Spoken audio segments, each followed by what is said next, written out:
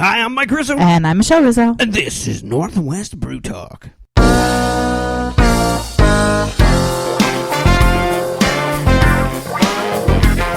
Welcome to Northwest Brew Talk, episode number 54. Each and every week we promote the Washington brewing industry by talking to those people involved in drinking Washington beer. With over 300 breweries here in Washington, we try to highlight as many as possible every single episode. If you're new to the show, we suggest you check out our great back catalog with some great interviews and lots of Washington beer. This week, we have an interview with James Goodman from Elliott Bay, our brew news, and local music from Fly Moon Royalty. If you have any comments or questions, send us an email to nwbrewtalk@gmail.com. We are on Twitter at nwbrewtalk and on Facebook at facebook.com/nwbrewtalk. If you like the show and want to support us, why not become a patron? With a donation, we offer everything from guest hosting a show to a copy of our upcoming book, Washington Beer. Head over to nwbrewtalk.com for more details. And to start the show, let's open our first beer. All right. This is from Heathen Brewing in Vancouver. It's called Transcend IPA. And they have a brewery and a public house called Feral. The That's public right. house is open 7 days a week. And tonight we're drinking their Transcend IPA. This bright, bold IPA is bursting with citrus and grapefruit aroma. First sip reveals a silky, smooth body. Bold pine notes melt into subtle caramel flavors from crystal malts. Gracefully bitter enough for hopheads, but balanced to convert masses. 6.7% ABV, 55 IBUs, and an untapped rating of 3.72. All right. Yep. It's a golden color, nice white foamy head. And it does have those citrus. Wow, that scent. Yep, that citrus scent. I can smell that as soon as you were saying the grapefruit. Oh, wow. It's got a little different flavor, too. Wow. That's almost like a grapefruit. I can definitely taste the pininess, too. I don't know. I don't know what pine tastes like.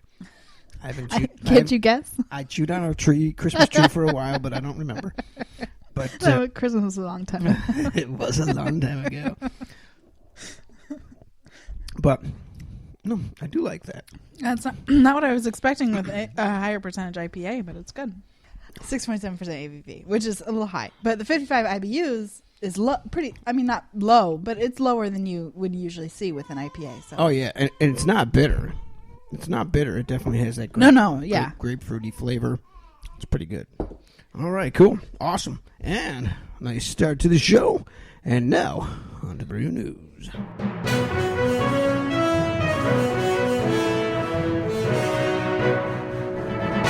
Topping this week's news, the Washington Beer Open House takes place this Saturday, February 20th. Sponsored by Washington Beer Commission, almost 100 breweries from across the state will be participating in the event, which runs from noon to 5. Events ranging from rare barrel tastings and new seasonal releases to savory food pairings, tours, swag, and more. Check out WashingtonBeer.com for a list of participating breweries. Also, during the open house, Diamond Knot Brewing's Brew Pub at MLT teamed up with Salish Sea Brewing in Edmonds, Lazy Boy Brewing in Everett, and Scuttlebutt Brewing in Everett for the Snohomish County Brewery Tail Booty Bucket Raffle. That's a mouthful. You need to have your raffle card stamped by all 4 breweries in order to be entered into the raffle for all kinds of swag. You can pick up a Booty Bucket Raffle stamp card at any of the 4 participating breweries, and when it's full, just leave it at the last brewery. Speaking of festivals, the Washington Beer Commission is excited to announce the brand new Washington Beer Collaboration Festival at the South Lake Union Discovery Center lawn on Friday, April 22nd and Saturday, April 23rd. This festival will feature 20 unique collaboration beers from 40 different Washington breweries. These beers will highlight the creativity and collaborative spirit of the Washington beer community. Also, after 5.5 years and months of work, White Bluffs Brewing in Richland is closed this week as they move into their brand new, larger brewery. Woohoo! Bushnell Craft Brewing will be hosting their second annual party and pig roast on March 19th at the Bushnell Craft Tap Room in Redmond. By popular demand, they will have 2 special brews, the Hound, a mild English brown, and the Goon, the spring flowery brew. On Saturday, March 5th, No Lie Brewhouse will be hosting the first Get Lucky Small Batch Festival from 12 p.m. to 4 p.m. 6 unique infused and barrel-aged beers will be featured to give everyone a taste of what's to come at No Lie's annual No Boundaries on the River Small Batch in spring. Tickets are $15 and only $250 are available, so get yours soon. The second annual Vancouver Spring Brewfest takes place in March, and we spent a few minutes talking to Cody about the festival and a new ale trail. This is the second year for the Vancouver Brewfest Spring Edition, and it's a charity fundraiser for Northwest Battle Buddies. It does service dogs for wounded veterans. Okay. The local chapter of the Disabled American Veterans, and Second Chance Companions, which does some pet assistance work and rehoming in Clark County. Okay. We're going to have about 70 beers there. For the first time, we're adding mead, and we've expanded the whiskey bar. We're going to have 8 distilleries there with 3 whiskeys apiece. And then you'll be able to step on over to the side and actually get a mixed whiskey drink from one of the local bartenders here in Vancouver. Okay, that's very cool. 70 beers. Do you know how many breweries? There's going to be 35 breweries. We're actually looking to expand into a larger space down on the Columbia River, right next to where the old Red Lion was. And it's larger, and then, weather permitting, you'd be able to step outside the tent and actually watch all the spring fishing going on the river and drink a cold beer. Okay, very cool. So when is the Brewfest? The Brewfest is March 18th and 19th in downtown Vancouver, and it goes from 4 to 10 on Friday and noon to 9 on Saturday. Again, we're going to have blazer dancers there for a few hours each day, free throw shooting contest with a little electronic arcade-style scoreboard, and prizes from local breweries that are attending the event. Okay, very cool. And two big screen TVs showing the March Madness men's NCAA basketball tournament both days. Okay. All hours there. Nice.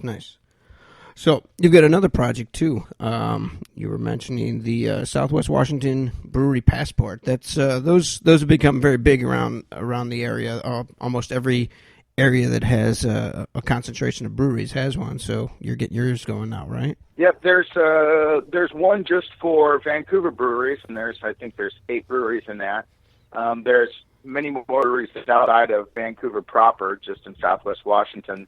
Last count, there was 30 of them from White Salmon on the Columbia River Gorge through North Jetty, the brewery at Long Beach. Right.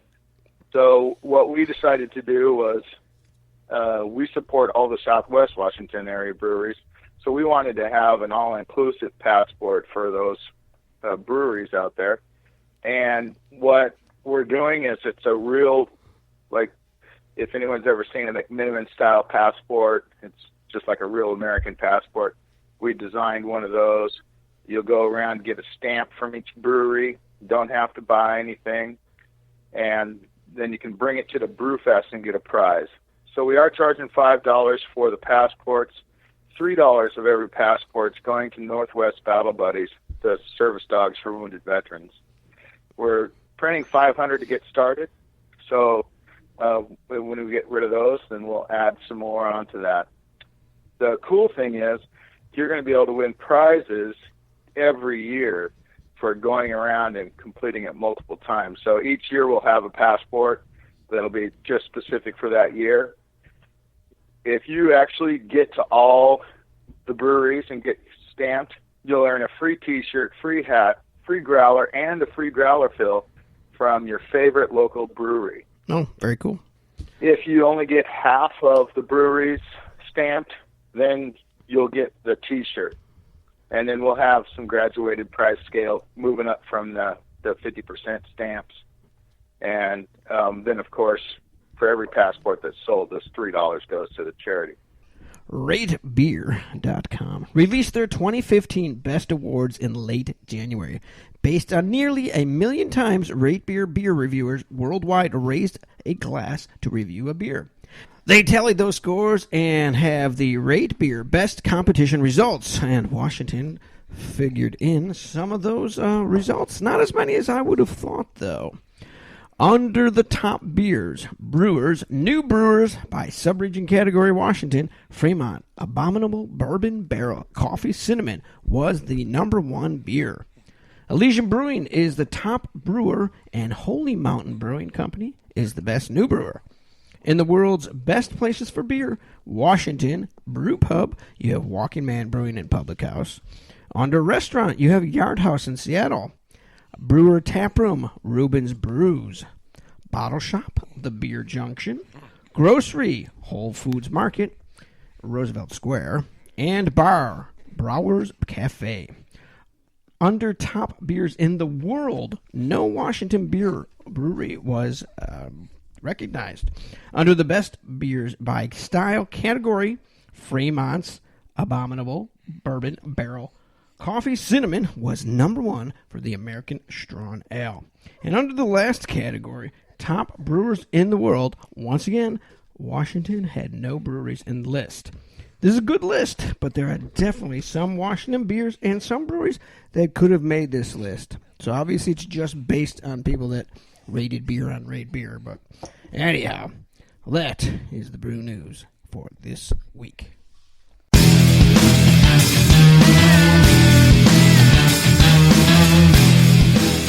Welcome back to Northwest Brew Talk. If you want to submit news from Northwest Brew Talk, send us an email to nwbrewtalk@gmail.com. Or if you've not yet subscribed to our podcast, why not do it now? It's free, available anywhere you listen to podcasts, including iTunes, Podbean, Stitcher, and TuneIn. If you like us, a review or rating would be really appreciated. But most importantly, make sure to tell your friends about Northwest Brew Talk. Okay, now let's talk to James Goodman, who is the head brewer at Elliott Bay, West Seattle.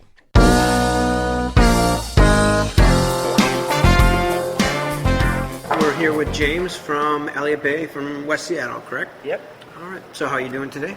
Awesome. It's been a lovely day so far. Okay, great. So why don't you tell us how you got into brewing? It's kind of a pretty familiar story, started as a home brewer, did that for a number of years, probably around 8 or so before I decided I wanted to go professional. And then I went around town here in Seattle after I'd moved up in 2006 and just tasted all the beers in town, and I decided Elysian was my favorite, so I went and got a job waiting tables there and just harassed Dick Cantwell until he gave me a brewery job. Nice. So then, washed kegs for a while until people quit or got fired, and then I got on the brew deck. So Nice. Yeah, a few people have got their jobs through Dick like that. Yeah. But so when what did you do after Elysian, or did you move your way up there? Yeah, I worked at Elysian for in the brewery at least for about 5.5 years, okay. And then got the job at Elliott Bay, West Seattle. And so I've been there for about 2 years. Yeah. Yeah. So you moved your way up at Elysian originally. Yeah. I pretty much worked on all of their systems at one point or another. Yeah. They have breweries at all 3 of their locations, and then the one in the Georgetown facility as well, and kind of got my hand in every pot. Okay. So that was a really fun experience. So are you head brewer at the West Seattle location? Yeah. Okay. So being head brewer, what does that entail? Pretty much doing everything. All the brewing, all the cleaning. It's a pretty small system. It's only a 7-barrel system, so grains to glass, everything's my job. Ordering, carbonation, kegging, even cleaning draft lines sometimes. It's pretty much everything. Yeah. So Elliott Bay, local chain, right? Yeah. And does each location do some of their own beers, or are they all the same? Yeah, each location is sort of autonomous. They're all fairly small systems. Burien and Lake City Way are both 10-barrel systems.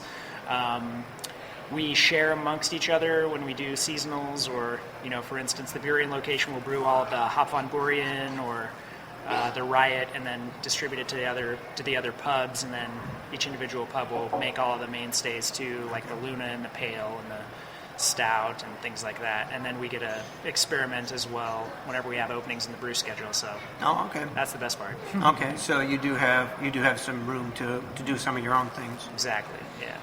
So what are some of the things that you've worked on? Most recently put out the Whisper Winter IPA. It's sort of a malt-forward, low IBU IPA with a lot of hop flavor and aroma, dry hopped. Before that, I did a Session IPA with Azaka and Citra hops. That was pretty fun. Before that, I did a Grisette, the Game Grisette match, really low IBU, Belgian Session Saison, essentially. Really fun beer. All the beers just consumed on premises? For the most part, we have a couple of draft accounts, but it's pretty minimal. Most of the beer that we sell goes right over the counter. Yeah. Okay. No bottling really. We've done a couple of bottling runs, but very limited. Okay. So, what styles of beer do you generally brew? For me, I like to do everything, so I really don't put myself into a category of brewing specific beers or really being knowledgeable about specific styles or anything like that. I pretty much brew whatever I want to drink at the time, and if there's a style that I haven't made before that I want to make, I just figure out how to do it and do it. Okay. So I usually gravitate towards light, dry, hoppy beers, session IPAs and pale ales, things like that. But I love Belgians. I love the way Belgian yeast works with our Yakima hops. I think the fruit components of them really help each other in a really interesting way. So that's really fun anytime I get to use some Northwest hops with some Belgian yeasts. And I'll even do lagers every once in a while. I just did a Doppelbock, so that'll be coming out in January. So I pretty much like everything. I don't really think I don't feel like a specialist. Okay. So are there does Elliott Bay have a signature beer that's... I would say, each pub has their own kind of house IPA, essentially. Okay. The Lake City Way IPA is the Lake City location, and the Dry Hop IPA is the West Seattle one. And then we have the Demolition, which is, it's won some awards and stuff. So that one, keep on all the time. Everybody loves it. But I'd say, those big hoppy IPAs are kind of what kind of anchors the brewery a little bit.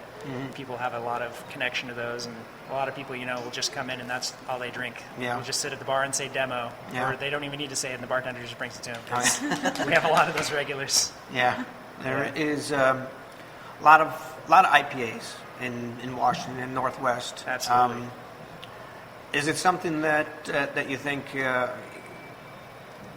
can be some difference to, differentiate them at all? Between IPAs that everyone's making, what differentiates them? Yeah, well, I think everybody has their own, style, how much of what hops they're using at which stage of the brew, if they're doing a lot of dry hopping or if they're using a lot of bittering hops. And then, of course, the malt bill. I mean, you can do anything with a malt bill on an IPA. There's kind of infinite. It could be, 5.5% to 8.5%, 9% if you get into the imperial range. So there's really such a wide range, and it seems like everybody loves hops. So I mean, there's no end to being able to be creative in that genre. Right.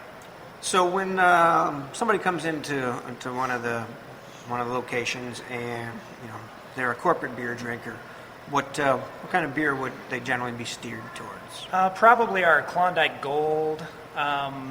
It's sort of a lighter, lower IBU beer in the 5% range, very drinkable, pretty accessible, and also the Lunaweizen, which is an American wheat beer, same thing, accessible, drinkable. But I think if you are clever enough in your delivery, you can get those people to try just about anything, and they can at least taste it. And I think it's such a good opportunity when people who aren't familiar with craft beer do come into our breweries. It's such a good opportunity to really show them the wide world of beer. And we do have such a wide variety of styles, whether it's our Hop van Buren, which is a Belgian IPA, to the stout, and we have a bunch of barrel-aged beers. We really have a pretty broad range to explore. Yeah, that's good. Yeah, there's still a lot of people drinking those beers, although it looks like Washington is a little lower on that list of corporate beer drinkers than some states. Yeah, definitely. But so you've got some samples here of Elliott Bay beer. So why don't we just run through and tell us what you have. Yeah, get in and taste this stuff. We got the Grisette. This is that Session Saison I was telling you about. Really light, 4.5% alcohol. A lot of wheat, about 25% wheat malt. Clean, dry, and really, that Belgian yeast just, even though it's a really light beer, it's still really full flavored from the Belgian yeast strain. Tons of fruit, a little bit of spice. Yeah. We got what is this style? What is this different? Grisette is it was sort of developed in southern Belgium in the late 1800s in the Hainaut province for I believe coal miners and steel workers primarily. And it got its name from the women who would bring the beers to the workers. They wore these little gray frocks. So Grisette means little gray. So that's sort of where that style came from. And a lot of craft brewers are actually starting to dip into the old, the old recipes. And this is one of those kind of revival beers. Yeah. And I like it just because it's really drinkable, but it's really full flavored. That's kind of like what I like the best. I like to have 3 or 4 beers usually in a day. So if I'm drinking Imperial IPAs, I can't quite get that far. But I really enjoy like a good session, full flavored session beer, and this is definitely on that list. Yeah, there's definitely a lot of flavor in that. Little slightly different color to it too. Yeah, it's really simple. Just wheat malt, pale malt, and a tiny bit of Munich. Sort of round out the body. Yeah. Nice. Then we got the Virgil Session IPA. This is like something we've been brewing for about 3 years. Really hop forward, but not overly bitter, clean, dry, drinkable, and just good stuff. Lots of Amarillo Amarillo hops in that one. Yeah, it's good. I like it a good deal. Yeah, it's got good flavor to it. Yeah. And then we have the Whisper. This is winter IPA. It's got a lot of Special B, which is kind of a plummy, really rich caramely malt. You get a little bit of toffee, tiny bit of toast, and it's pretty low IBUs, about 45 IBUs, 6.5% alcohol, but it's got tons of hops in it, and it's also dry hopped. So all those hops are going in towards the end of the boil, so you get lots of flavor and aroma out of them, and then dry hopping, of course. So I wanted to make a really hop-forward beer that still had a lot of rich body. It was really wintry and kind of warmy. That was the goal with that beer. Yeah, nice. And then this other one we got here, this is a barrel-aged beer and actually barrel-fermented. It was primary fermented in whiskey barrels. This is called the Big Pun. So it's primary fermented in whiskey barrels with a Rosalaire blend, which is, lacto, Brettanomyces, Pediococcus. I think it's the Rodenbach strain. And then after primary fermentation, we transferred it into some wine barrels for aging. Puncheons, they're called. They're these big 50-gallon wine barrels. So there's still you get a little bit of that Venus, red wine. Yeah, definitely. On the finish, which complements the tartness provided by the bacteria really well. We're really excited about that beer. Yeah. Did not expect that really winey flavor there, but you got a nice fruity flavor to it there. Oh yeah. Yeah, that's really good. Yeah, because you said it's bourbon barrel originally? Primary fermented in whiskey barrels. And then conditioned in wine. Yeah. You expect puncheons. Usually the wine or the bourbon or whiskey barrel to have that flavor, but you don't get that like that. Yeah, there's not a ton of that whiskey, bourbony, oaky flavor really, because they didn't really spend a lot of time in there. Okay. Since it was primary fermentation, it was pretty brief. Yeah, but that's good. That's definitely different. Yeah. So are these ones that you brewed? I made the Grisette and the Whisper. Those are my recipes. The Virgils they make in Burien, and the Big Pun also made in Burien, but they're usually both available at all the locations most of the time. Nice. Anyway, at least for now. We only have a little bit of the Big Pun laying around, so get it while you can. Yeah. So are there any styles that you haven't done, or anything that, any types of, ingredients that you haven't used you'd like to play with? Definitely. There's always new beers to make, and I'm especially intrigued by the kettle sour thing that's happening. Everybody's coming up with really cool ways to make kettle sour beers. So I'm looking to make a Goza this spring, summertime. Probably be rosehip Goza. So that's what I'm really excited about, which is the kettle souring is you do a regular mash and you run off into your boil kettle, and then bring it down to about 110 degrees, and then put lactobacillus into the kettle. And after a couple of days, the pH drops, you get a nice sour character. It's also how they make Berliner Weiss and Goza, primarily the beers that are being kettle soured. And then you can bring it up to a boil, kill all the lactobacillus, so you don't have to worry about contaminating your system or getting any lactobacillus in your fermenters or your gaskets and things like that, and let you get that really nice, bright, tart flavor, and without using the lactobacillus in your fermenters. Nice. Really fun stuff. And there's so many people that are doing them now. There's getting to be like a really big brain trust for how to produce these beers, what works, what doesn't work, strains of lactobacillus you use, things like that. So the craft brewing community is really doing a lot to share the info, and everybody's benefiting. It's awesome. So stuff like that I always like to do, and I pretty much like exploring anything. So if there's a beer that I haven't made, I'll usually try and squeeze it in at some point. Like that Grisette or like a Doppelbock. I just made a Doppelbock. So when you started brewing as a home brewer, what kind of beer did you like to brew then? I was making ESBs, brown ales, IPAs, sort of that kind of British beers. It's kind of how I first got into it. And then once I started exploring craft beer more, it just sort of, my palate expanded, and the style of beers I made expanded. But I ended up mostly making light, dry, hoppy beers because that's what I like to drink. I made one Imperial chocolate stout, and it took me 6 months to drink it. So I was like, well, maybe I don't really like this beer as much as enough to make 5 gallons of it. So I was definitely learned how to make the beers that I like to drink. Right. So the way we originally got in contact was you would email me about organic beer. Yeah. So why don't you tell me about the organic beer in Elliott Bay? Oh, well, we just I was busting it a little bit because I guess Aslan had some info out there about them being the only organic beer in Washington, but Elliott Bay's been certified for a number of years now, and we put a lot of energy into securing organic hops and going through certification. So with the USDA, so we wanted to make sure everybody knew that we were organic too. Oh yeah. Us and Fish Brewing. Yeah. There might be more now, but those are the 3 that I know of in Washington that are certified. So it's pretty much all the ingredients are the same. The only difference is they can't use as many to be organic certified. You can't use as many pesticides and petrochemical fertilizers and things like that. So. The company, I think, made the choice to do that just because it's a more sustainable for the world and for the beer industry in general. Right. Like be able to have lower input, using lower input goods.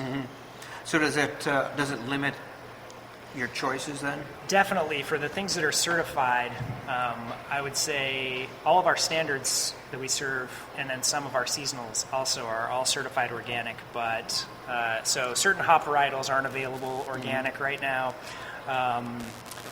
There's definitely sometimes, there's pretty rare, but every once in a while, you can't get they'll run out of organic malt or something for a week. So that's the only. There are some little hiccups here and there. Right. But it's mostly it's popular enough. The industry, I think, recognizes that brewers want to use these ingredients, and some drinkers want to drink organic beer. So there are more and more products becoming available all the time. Right. But it is a little bit limiting. And we'll still, when we're making some beers that aren't certified, we'll still, go out beyond that and get some funky hops, like Galaxies that you can't get organic. We'll grab them anyway and use them in a batch just because it's fun. Right. So we're not really too hamstrung as far as creativity that way, because we still do a couple of things that aren't certified organic. But for our base beers, all of them are certified organic, and it takes a little bit more effort, securing hop contracts. Luckily, that's not my job. Doug does all that, so he does the hard work, and I just get to make the beer. But yeah, we do a lot of extra record keeping, and making sure that our sources are certified, and we have a paper trail and everything. So it's a little bit more work, but it's not too bad. So, what is what's your future hold? You want to stay as a brewer? I mean, I'm not asking you to say that next week you're opening your own brewery or anything, but that's everybody's dream, right? Yeah, exactly. Yeah, everybody wants to open their own brewery. I don't know if I'm tough enough to deal with all the headaches and that's a lot of work, man. I really like working for Elliott Bay, so I plan on being here for a few years, and I love making the beer. I love being a part of the brewing process. I don't really have to deal with too much. I don't have to deal with getting liquor licenses or anything like that. I just make the beer, and I get to do everything grains to glass. So I'm really like hands-on in the whole process. And I really like that. And if you open a brewery, you don't really have that opportunity. Ultimately, being able to develop an entire portfolio of beers, all in the design that I would be interested in doing, would be really fun. And that's really the main inspiration, I think, for opening your own brewery, is not just because you get to be the boss, but the beers that you're making are all yours. So that's definitely a good inspiration. But yeah, I don't know if I'm tough enough to take out $200,000 in loans. So if just for instance, if it was something that you would do, would you brew beers that you like? Yeah. Is that how you do it? I think that's sort of what how most breweries find success. I don't think a lot of breweries sit down and look at sales spreadsheets and say, the market is buying these beers, we're going to make these beers. I think most brewers, they make the beers that they want to drink and hope everybody else likes them too. Right. And I think that's the way to do it. Because if you're making stuff that you like, chances are somebody else is going to like it as well. Right. Now, have you done any of the festivals? Oh yeah, as far as pouring and all that stuff. Yeah, we do all the Washington festivals, Cask Fest. We got Belgian Fest coming up. I don't know when this is going to air, but that's at the end of January. Father's Day Beer Fest, Winter Beer Fest. We do all those. Yeah. Have you won any awards for your own? I have not. No. Not for my recipes. Have you entered? Have they been entered before? I don't think so. I've been doing all of the, at least not in the last year, I've been doing all the entries for the fest, for the competitions in the last year, and I haven't submitted any of my beers. No, but you're submitting everybody else's. Yeah. I don't want to take it over. But here in a minute, I'll have a chance to show some off and get some tasting notes from the judges. That'd be pretty fun. Cool. But with all the breweries coming out, the competition is just getting so steep. It's amazing. Like anyone who gets a medal is just a combination of a lot of hard work and a lot of luck. Yeah. And especially, GABF, I can't remember how many, even in the most obscure categories, there are like 50 entries. Yeah. And with IPA, I think there were close to 300 entries this year. And it's just outrageous. That's a lot. Yeah. It's a lot of competition. Now, speaking of that, do you like brewing beers that are two style, or do you like brewing, different? I am not very attached to style. I think it's a good place to start. And if you understand the basics, it's a lot easier to manipulate it to your personal tastes. I'm not a purist, so I don't think styles really need to be adhered to per se.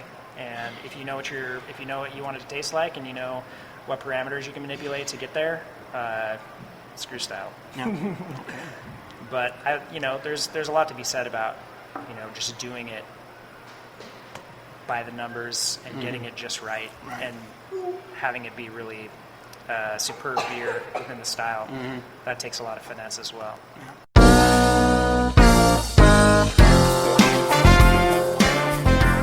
Thanks to James for joining us today. We will be right back after a local music break from Fly Moon Royalty.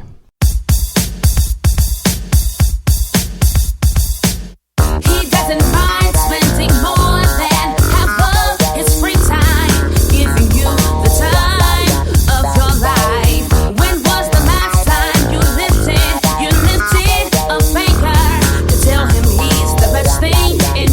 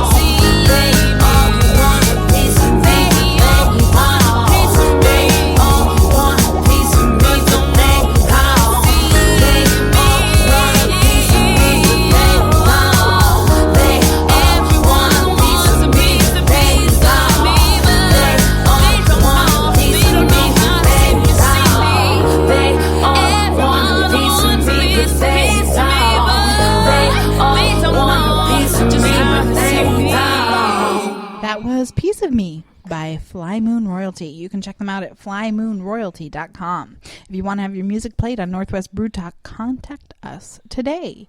And now, let's try another beer.